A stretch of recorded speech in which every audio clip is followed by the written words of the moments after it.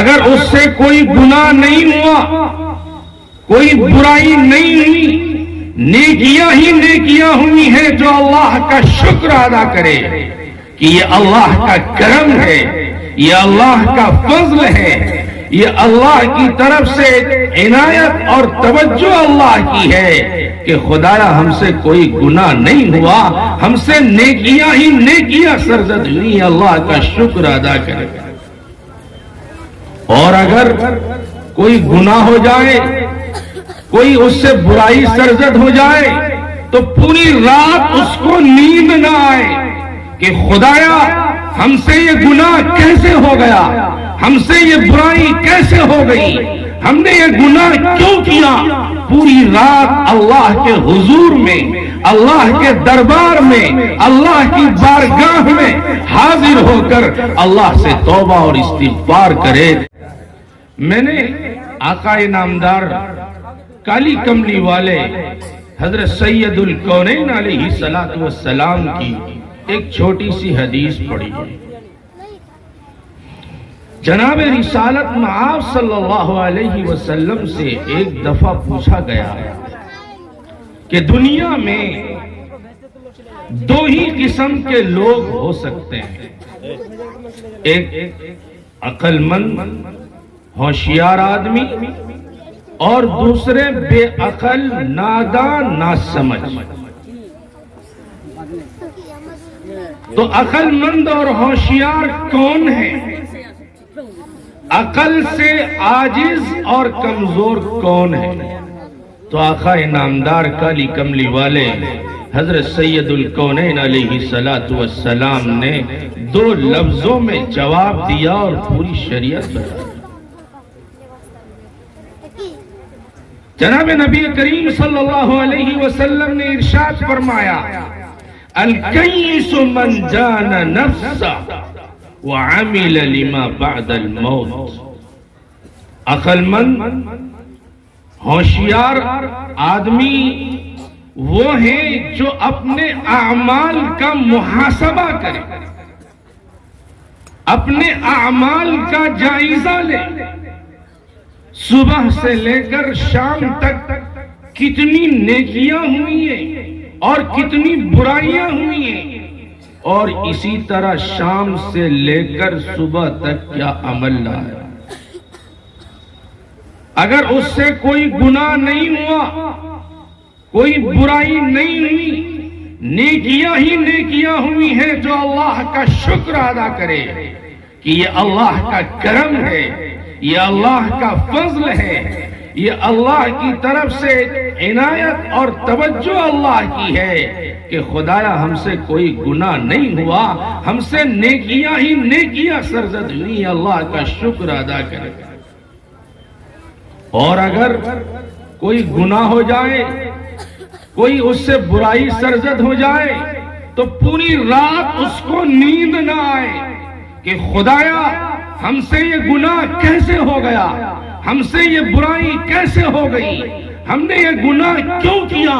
پوری رات اللہ کے حضور میں، اللہ کے دربار میں، اللہ کی بارگاہ میں حاضر ہو کر اللہ سے توبہ اور استغفار کرے کہ اے اللہ ہم سے یہ گناہ کیسے ہو گئے۔ اور اگر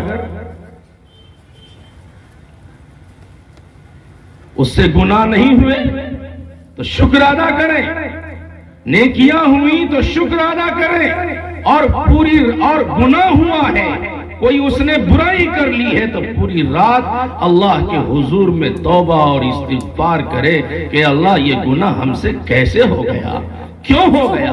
جس طرح ایک تاجر صبح سے لے کر شام تک اپنا کاروبار کرتا ہے، اپنی تجارت کرتا ہے، اور اپنی تجارت کے بعد جب شام کو حساب لگاتا ہے اور جب اسے منافع نظر آتا ہے، جب اسے فائدہ نظر آتا ہے، تو بڑا خوش ہوتا ہے کہ واہ بڑی اچھی کمائی ہوئی، بڑا اچھا فائدہ ہوا، بہت منافع حاصل ہوا، اور اگر اس سے نقصان ہو جاتا ہے، اگر اس سے نقصان ہوتا ہے تو کتنا بے چین ہو جاتا ہے، پوری رات اسے نیند نہیں آتی کہ اے میاں یہ نقصان کیسے ہو گیا، یہ خسارہ کیسے ہو گیا، آج ہمیں ہماری تجارت میں کوئی فائدہ حاصل نہیں ہوا۔